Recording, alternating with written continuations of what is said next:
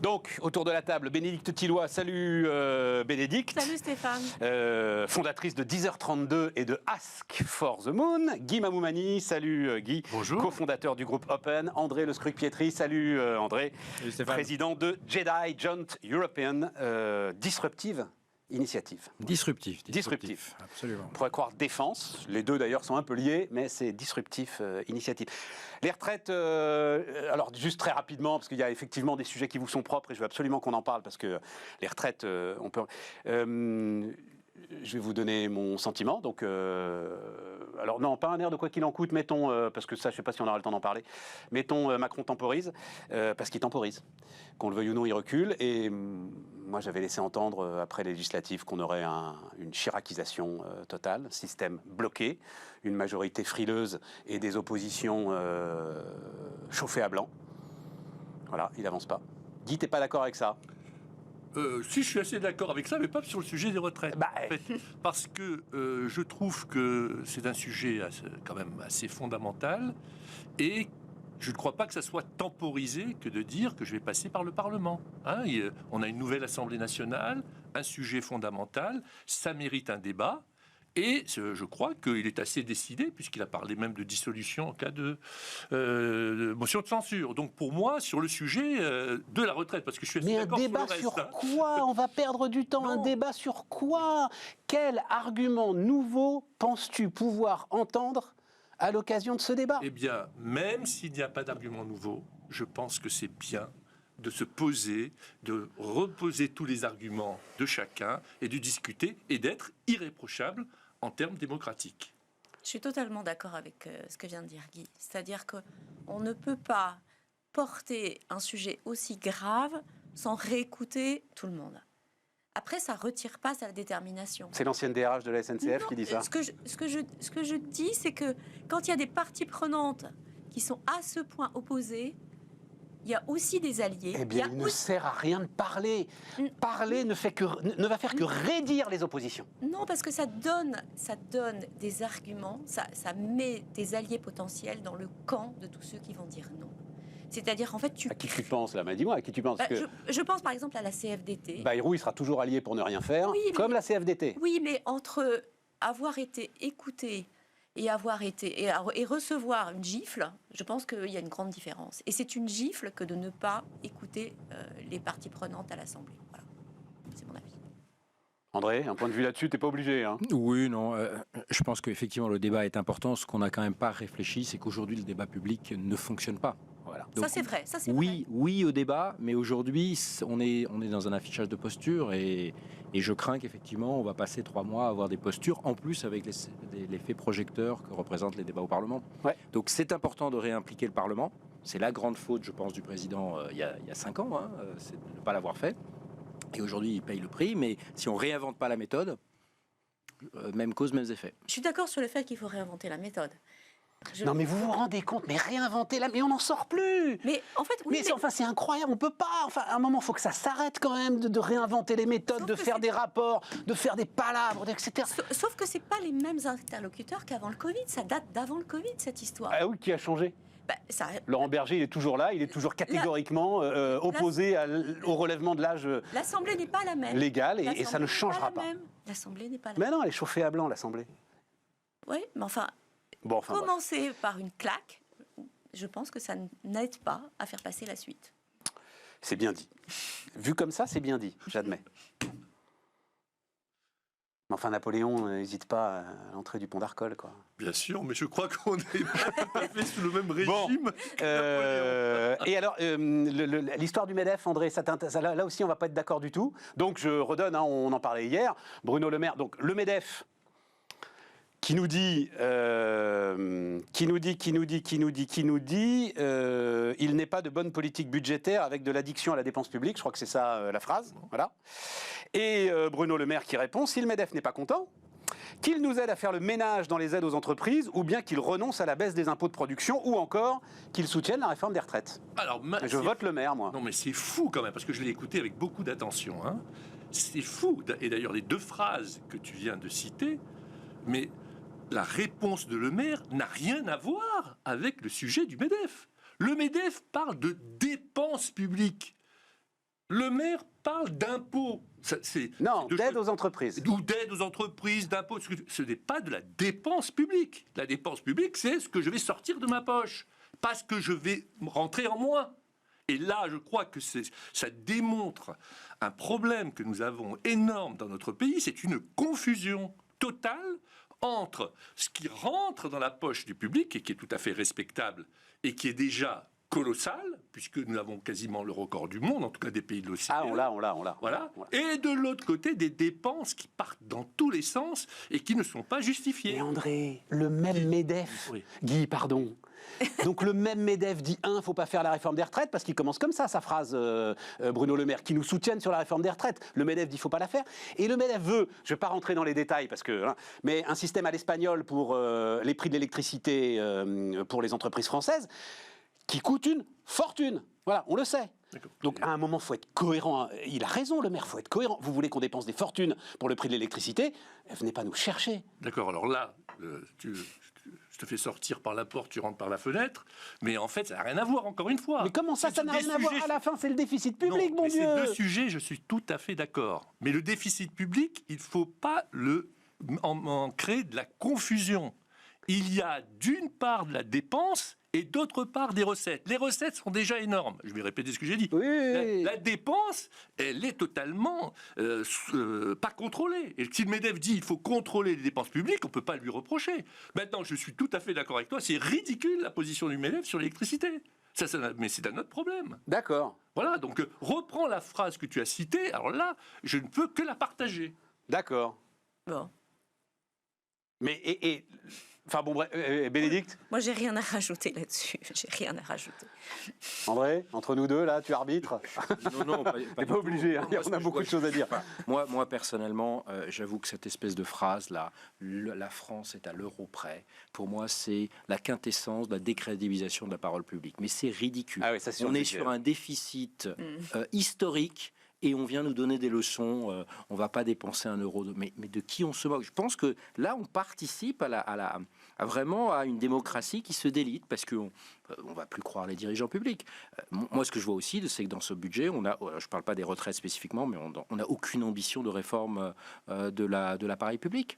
Le seul budget qui est raboté, c'est le comble. C'est France 2030, c'est l'investissement d'avenir sur les investissements de structure. C'est vrai, j'avais pas vu ça. Qui perd 800 il vient à nous 900, voir, Bruno Bonnel, il vient nous voir 800 à bientôt. 900 millions d'euros. Alors, Bruno Bonnel a intérêt, si je peux me permettre de donner un conseil, c'est de vraiment faire les choses différemment. Parce que s'il continue comme il fait depuis 10 mois, c'est-à-dire faire des appels à projets et faire du saupoudrage généralisé sans une stratégie claire, quelque part, il va effectivement se prendre des T'as des trucs tangibles là-dessus, André? Bon, vas-y. Non, mais un exemple, l'hydrogène aujourd'hui. On a annoncé un grand plan hydrogène, Absolument. on va mettre 2,1 milliards là-dessus, mais est-ce qu'on réfléchit que pour faire aujourd'hui 95% de l'hydrogène qui est produit, c'est de l'hydrogène gris, c'est-à-dire qui émet du CO2, donc n'a aucun intérêt pour la décarbonation. Donc il va falloir avoir un plan cohérent. Ce qui manque, c'est une vision cohérente. On fait plein de petites choses, on saupoudre, on fait des appels à projets, on encourage les acteurs existants, parce que bon courage à des nouveaux... André, sur l'hydrogène, c'est pas pour tout de suite. On démarre un plan, mais c'est évidemment l'idée. Alors, justement, nous, il faudrait que on est France tous 2030 soit beaucoup plus rapide dans sa mise en œuvre. C'est-à-dire que pour préparer 2030, il faut que les investissements soient faits dans les 24 prochains mois. Sinon, on va... Ben oui, mais ils le sont faits. Mais on est tous d'accord sur le fait que... lance des appels à projets, c'est un tout petit peu différent. Non, mais juste, on va considérer que de l'hydrogène, enfin, l'électrolyse faite par l'énergie nucléaire, nous donne de l'hydrogène vert, on est d'accord. Encore faut-il que les équipements nucléaires fonctionnent. Encore faut-il que les équipements nucléaires fonctionnent. Mais enfin, à un moment, ils vont repartir quand même. Faut pas... Si on continue comme ça et qu'on change rien à la méthodologie, que l'État se défausse sur les... Là, on ne va pas parler des patrons d'entreprises publiques, enfin, on va sûrement en reparler. On va enchaîner. Essayer d'encourager des bons à devenir patrons d'entreprises publiques avec ce genre d'épisode qu'on a eu avec le patron de... Non, mais je veux revenir sur ton histoire de l'euro près, parce que là aussi, c'est peut-être un peu de la communication. T'es obligé... Attends. Ouais. Tu es aujourd'hui... T'es Bruno Le Maire, t'as dû tordre le bras de Bercy, renoncer à tout ce que tu croyais, un certain nombre d'entre nous aussi quand même. Moi, je bats ma coulpe sur un certain nombre de credos que j'avais en tête autour de la dette publique, de la dépense publique, etc., avec ce qu'on vient de traverser depuis 2 ans et demi. À un moment, il faut quand même que tu commences à dire, bon les gars, c'est vrai qu'il y a eu une période d'argent magique. C'est encore très compliqué de l'expliquer aujourd'hui. Il y a des gens qui n'ont toujours pas compris l'histoire de la Banque centrale, etc. Enfin, peu importe. Mais à un moment, d'ailleurs, voilà, les marchés nous le disent, la fête est finie. Il faut commencer à rabattre les voiles, etc. Il faut bien que tu le dises. Enfin, tu vois, oui, on est à l'euro près, c'est vrai. Même si tu lâches encore 45 milliards de boucliers. Je crains qu'aujourd'hui, ce qu'on dit a aucune importance. Ce qui est important, ce qu'on fait. Et dans les faits, aujourd'hui, on ne lâche rien du tout. Les voiles continuent à être pleinement gonflées et on continue à dépenser. Enfin, je vois aucun effort. Regardez le nombre de fonctionnaires qui augmente, alors que, regardez, aujourd'hui, mes enfants sont à la maison parce qu'il y a une grève, à l'éducation nationale et on n'est même pas capable d'avoir le service minimum. Enfin, où est-ce qu'on est ? On est dans un pays aujourd'hui du tiers-monde.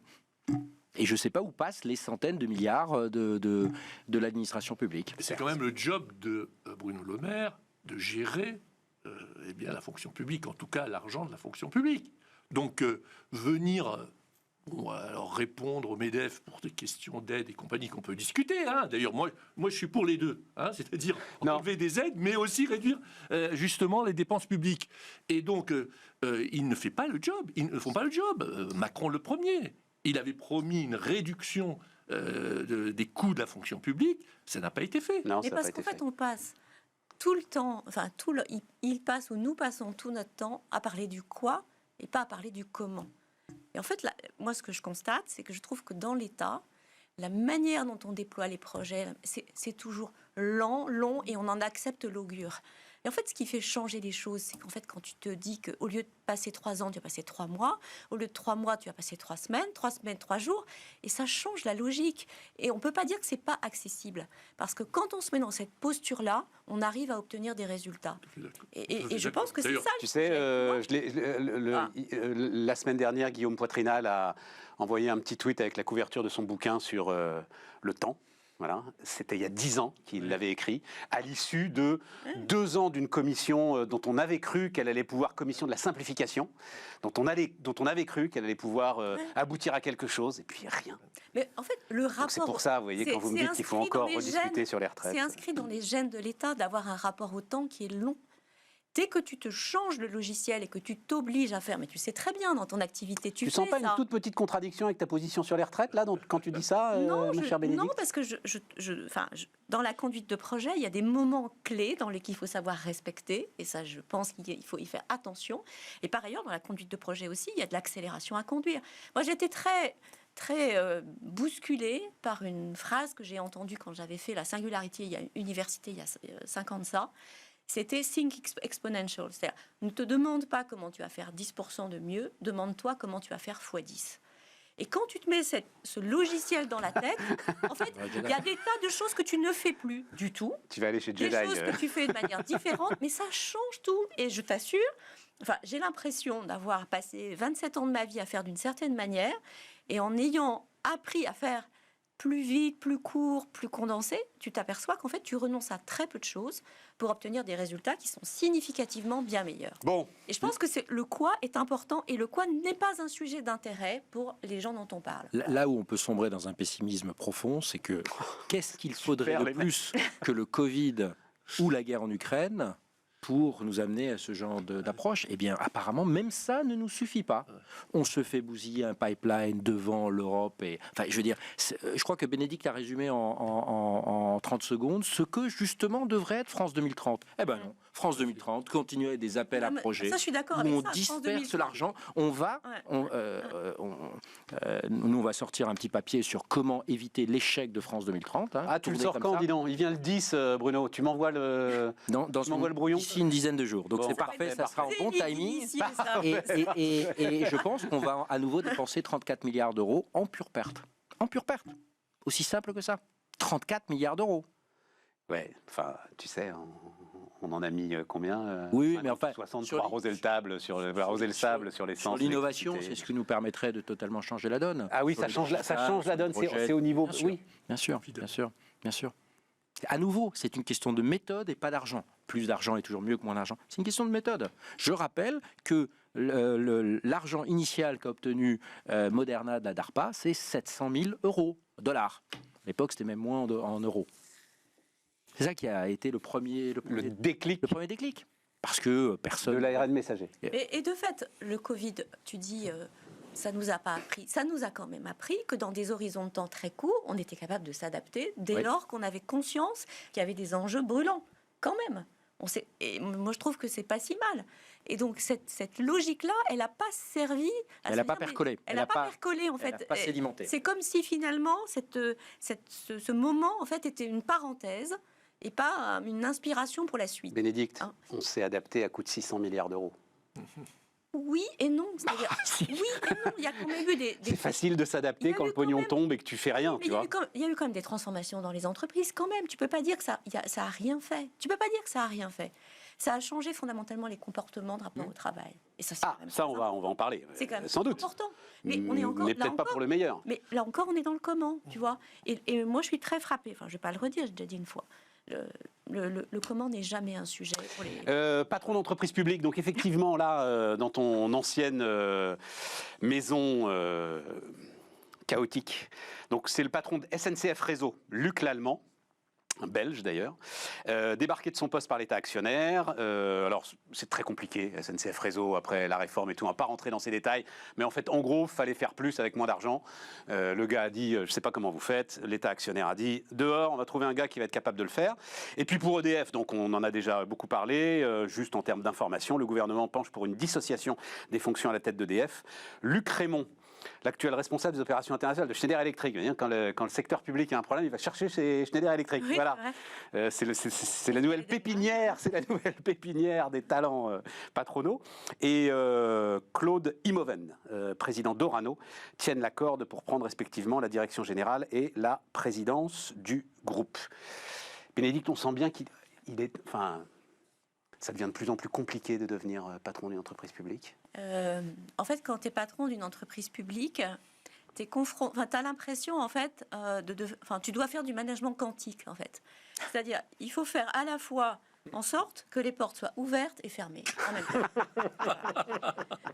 Donc, elles doivent être fermées pour Bercy, ouvertes pour l'ambition, fermées pour les sous, ouvertes pour le recrutement. Et donc, en fait, tu es en permanence pris dans un jeu dans des injonctions contradictoires. Et là où les patrons d'entreprises publiques qui sont nés dans le public, en fait, sont à l'aise, c'est qu'ils ont l'habitude, en fait, de gérer ces contradictions. Mais c'est peut-être une des raisons pour lesquelles, justement, les choses n'avancent pas au rythme où on voudrait. Parce qu'ils intègrent dans leur propre logiciel le fait qu'ils peuvent faire les deux à la fois. Ouais. Quand on fait venir des patrons d'entreprises privées, comme ça a été le cas par exemple pour Luc Lallemand, lui il dit, on me demande que la porte soit fermée, elle sera fermée. Et si quelqu'un lui demande de l'ouvrir en même temps, il dit, circuler, il n'y a rien à voir, j'ai dit qu'elle serait fermée, je ne peux pas dire en même temps qu'elle sera ouverte.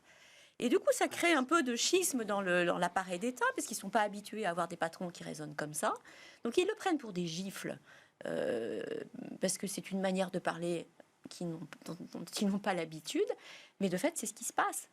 Et donc, il faut qu'on arrive à... Enfin, je trouve que c'est pas si simple. Et puis ça va devenir de plus en plus compliqué parce que les équations budgétaires auxquelles ils sont confrontés vont quand même devenir plus compliquées aussi, avec l'inflation, le prix de l'énergie, etc., etc. Donc oui, c'est compliqué d'être patron d'entreprise publique à cause de ça. Et le champion quand même de ces portes ouvertes et fermées, ça a été EDF quand même. C'est ce qui s'est passé. Sur le reproche qu'on a fait à Jean-Bernard Lévy. Jean-Bernard Lévy, c'est quand même extraordinaire, quoi. En plus, il a pris la porte dans la gueule. Oui, en plus, c'est ça. Non, mais il a juste... Tu sais, parce que je connais le poids, tu sais combien ça pèse une porte d'EPR 80 tonnes. Non, vraiment, c'est d'une injustice. C'est très injuste. Ce qu'on lui a Et alors, reproché, ce qui est très cruel, c'est qu'en fait, vis-à-vis de leurs troupes, le fait de devoir manier la chèvre et le chou comme ça fait d'eux des gens qui ne sont pas très estimables. Parce que les collaborateurs, ils voient bien en fait qu'ils sont en train de faire des choses qui sont en fait contradictoires. Et donc ils se disent, mais qu'est-ce qu'il fait le patron là? C'est oui ou c'est non? Il nous a dit oui, il nous a dit ça, et puis de l'autre côté il fait autre chose. Et donc finalement, ça ruine aussi en fait leur crédibilité interne. Et je trouve que c'est assez cruel parce qu'en fait c'est des gens qui sont exceptionnels d'engagement, qui sont critiqués toute la journée par l'extérieur. Je pense que tu dois les critiquer régulièrement aussi. Sans doute. Jean-Bernard Lévy, non. Bon. Et à côté de ça, il se tape ça. Et moi, je trouve que c'est très injuste. Et progressivement, avec toutes les difficultés qui s'amoncellent, ou bien effectivement, on va chercher des gens dans le privé qui mettent les points sur la table en disant et c'est comme ça et c'est pas autrement, mais qui le font avant, hein, ou bien on aura une difficulté de plus en plus grande à trouver des dirigeants de qualité pour diriger les grandes boîtes Ça, c'est publiques. sûr qu'on doit plus bousculer au portillon pour devenir patron d'entreprise D'ailleurs, publique. Hein. Vraiment, parce que quand on voit exactement tout ce que tu viens de décrire, je vois pas pourquoi les meilleurs souhaiteraient devenir patron d'entreprise publique. Alors du coup, on a de plus en plus de problèmes avec ces entreprises et qui vont être gérés par des gens qui seront de moins en moins bons. Bon, c'est comme dans la politique en général, d'ailleurs. Aujourd'hui, quel est l'homme de qualité ou la femme de qualité? Il faut que tu ce sois... En plus...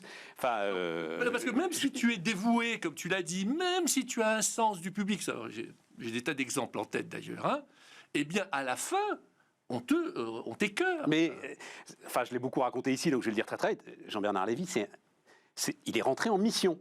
Voilà, il l'expliquait comme ça. EDF, je rentre en mission, j'ai beaucoup profité, j'ai été successful dans ma vie, en partie d'ailleurs grâce à l'État, et je rentre en mission. Et qu'on traite comme ça. Ah voilà, c'est exactement ça. Qu'on s'essuie les pieds sur un gars qui... Incroyable. Bref, on a tout dit là-dessus. Non, mais je pense que on signe. On parlait je parlais de la parole publique tout à l'heure avec l'Europrêt. Je pense que là, je crois que le président de la République vient de signer l'arrêt de mort de l'État bon manager. Je pense que l'État doit comprendre, s'il est intelligent, et ça c'est une hypothèse que je formule, qu'il doit se cantonner à créer l'infrastructure. Alors je sais que c'est un rêve, mais il doit créer le cadre. Il ne peut plus se permettre de gérer. Malheureusement, on est dans un État qui, à cause des circonstances, est de plus en plus dans le micromanagement. On va avoir de plus en plus ce conflit inhérent entre le management, qui est une vieille notion de très 20e siècle, le leadership, et aujourd'hui le leadership, il est plus vraiment dans l'État. Et par contre, peut-être la seule chose qu'on peut peut-être reprocher à Jean-Bernard Lévy, c'est de ne pas avoir été plus clair plus tôt. Mais bon, j'en ai parlé, ça, c'est un débat. J'en ai parlé avec Françoise Gris, notamment. C'était très intéressant quand elle est venue nous voir. Elle dit non, la démission n'est jamais une solution. Je comprends qu'on puisse débattre de ça. Lui, il a sans doute ça, je sais pas. Mais lui, il l'aurait sans doute vécu comme non, je vais essayer jusqu'au bout, quoi. Non, mais là, il y a patron d'entreprise publique du monde entier. Unissez-vous, parce que je pense qu'il y a aussi un effet bloc à faire. Parce que je sais pas si c'est bien perçu au sein de l'APE, que ça va être de plus en plus difficile. Surtout, regardez ce qui se passe même en Allemagne, où il y a plein de sociétés en ce moment qui sont plus ou moins nationalisées à cause de ce qui se passe. Il va y avoir un vrai sujet de management. De ces organisations qui sont critiques, parce que très souvent c'est les opérateurs télécoms, c'est les énergéticiens, enfin c'est des transports. Alors en l'occurrence Uniper en Allemagne c'est un intermédiaire, c'est pas c'est un gars qui s'est pris les doigts dans la porte de 80 tonnes justement, mais certes. Ça coûte quand même 30 milliards. J'avais lu alors je sais pas ce que ça vaut, mais une petite étude, je pense que c'est la Kennedy School qui avait fait ça à Harvard, qui disait que toute chose égale par ailleurs, diriger les affaires publiques c'était 85%. Je ne sais pas d'où ça sortait, plus difficile que faire la même chose dans un univers privé. Il faudrait la méthodologie, quoi. La méthodologie, c'était intéressant parce que ce que ça montrait notamment, c'était en fait les délibérations qui étaient extrêmement longues, le fait de devoir passer des appels d'offres qui étaient monstrueusement compliqués, le fait de mettre d'accord en fait des interlocuteurs si différents.